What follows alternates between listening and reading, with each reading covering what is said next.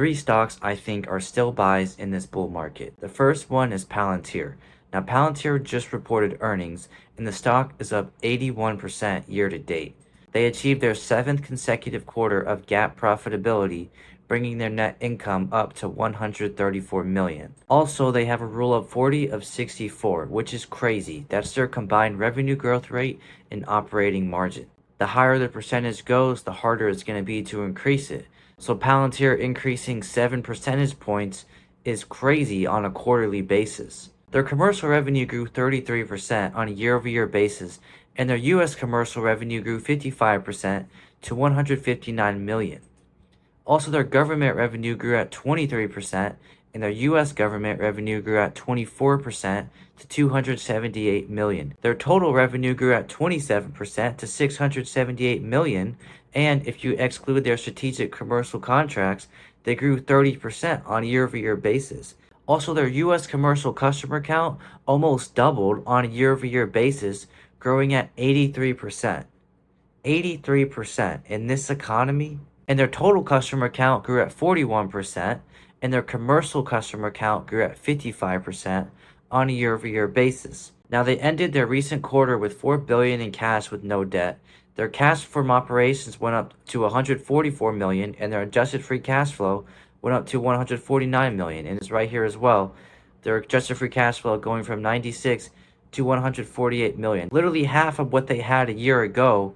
They gained that on a year-over-year basis. Also, their adjusted operating income and operating margin has been sequentially increasing every single quarter.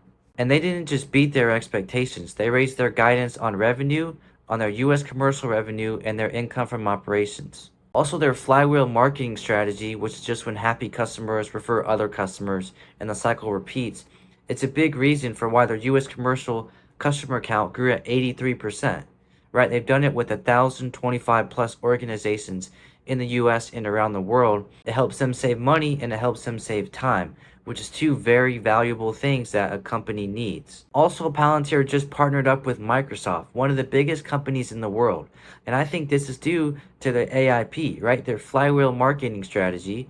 And for a company like Microsoft to partner with Palantir, that just shows the trust Palantir has already built in the whole business industry. And we can see Palantir and Microsoft announced a significant advancement in their partnership to bring some of the most sophisticated and secure cloud AI and analytics capabilities to the US defense and intelligence community. This is huge. Through this partnership, Palantir will deploy their suite of products, Foundry, Gotham, Apollo, and AIP, in Microsoft Azure Government and in the Azure Government Secret and Top Secret clouds. The top secret clouds. Palantir will also be an early adopter of Azure's OpenAI service in Microsoft's secret and top secret environments. This is significant to Palantir, specifically because this is going to bring more government business to them, and it's going to show trust with other leaders of countries and in the world. Now, they have 5.19 billion in assets and 1.05 billion in liabilities. That's very good for any company. That's almost a current ratio of 5. Now, Palantir trades at a forward PE of 84, and I know that looks expensive, but they came out and they keep beating their numbers. Their revenue keeps going up on a quarterly basis, so I think these earnings estimates are too low. They're growing their remaining deal value at 103% on a year-over-year basis, so they're more than doubling that. Also, their US commercial total contract value is literally at 152% on a year-over-year basis.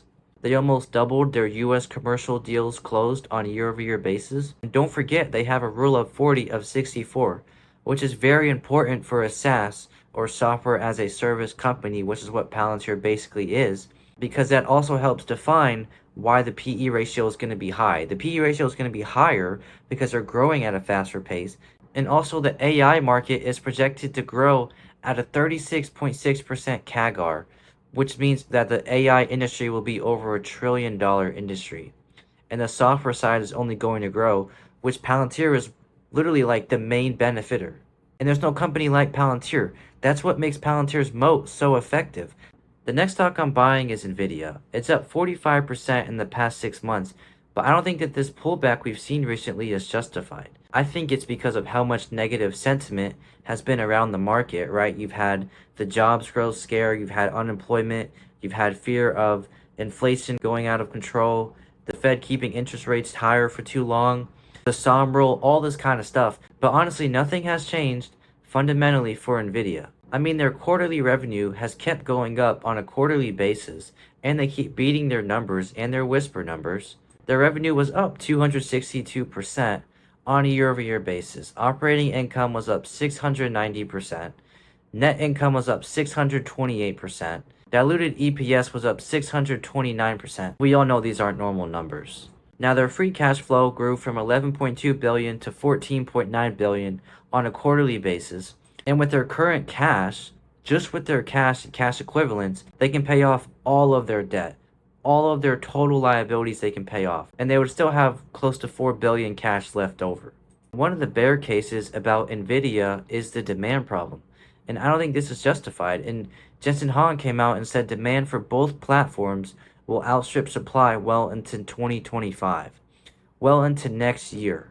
And a lot of these big tech companies are raising their capex, right? Like Amazon says they're going to raise it higher in the second half of the year. Meta says they're going to expect significant capex growth in 2025. And then you got Microsoft saying capital expenditures expected to be higher than fiscal year 2024. So all these companies are upping their spending on Nvidia. Remember, Jensen said they don't have enough supply. Demand outstrips supply literally all of this year and well into next year. Also remember, just like Palantir, Nvidia should be one of the main beneficiaries of the AI market, because of the hardware side only expected to grow. So I think that this recent pullback presents a buying opportunity. The next stock I'm buying is Meta. Now Meta's up 70% in the past year. Their revenue grew at 22% on a year-over-year basis. Their operating income grew at 58%, and their net income grew at 73%. Like, that is not normal. Their total assets stand at 230 billion, while their total liabilities stand at 73, let's say 73.5. Right, so that's also a current ratio of like 3. That's awesome. And also with just their cash and cash equivalents, they can pay off all of their current liabilities. Now their family daily active people, which is just a user on like Facebook, Instagram, WhatsApp, that grew to 3.27 billion. That's almost half the world. And it just keeps increasing. Their average revenue per person, which is just how much money they make from one person on their apps like Instagram, Facebook, it was at $10.42 last year, but this year it went up to $11.89 on a year-over-year basis. And their revenue by user geography, every single area of the world for them increased. The US and Canada increased from 14 billion to 16, Europe increased from 7 to 9, Asia Pacific 6.5 to 7.8, and then the rest of the world increased from 3.7 to 5. Now their app Threads has been consistently growing, and I think this is going to be one of the future monetization revenues that Meta's going to get.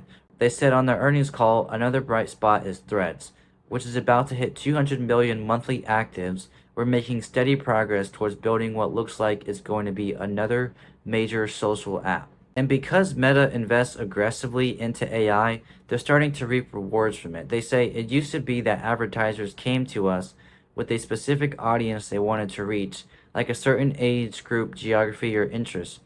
But over the long term, advertisers will basically just be able to tell us a business objective and a budget, and we're going to do the rest for them. And they say last quarter we started broadly rolling out our assistant Meta AI, and it's on track to achieve our goal of becoming the most used AI assistant by the end of the year.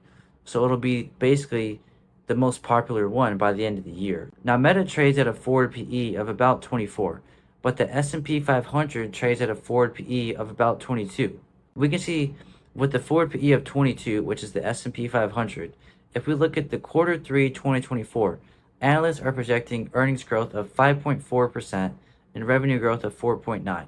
And if we go to calendar year, analysts are projecting earnings growth of 10.2% and revenue growth of 5.1. But if you come down to Meta, they're saying that for their sales, or basically their revenue, is expected to grow at about 20% on a year-over-year basis. So that's almost 4 times what the S&P 500 is projected. I think these estimates are too low, right? Meta keeps coming out and beating these numbers. But if you're going to tell me that a company that has almost half of the entire population using its platform is only trading at 2 more than the S&P 500 on a forward PE basis, I think that's a deal. I think these stocks are all great long-term buys and they're going to make investors a lot of money, especially years down the road. Thank you for watching. J Money out.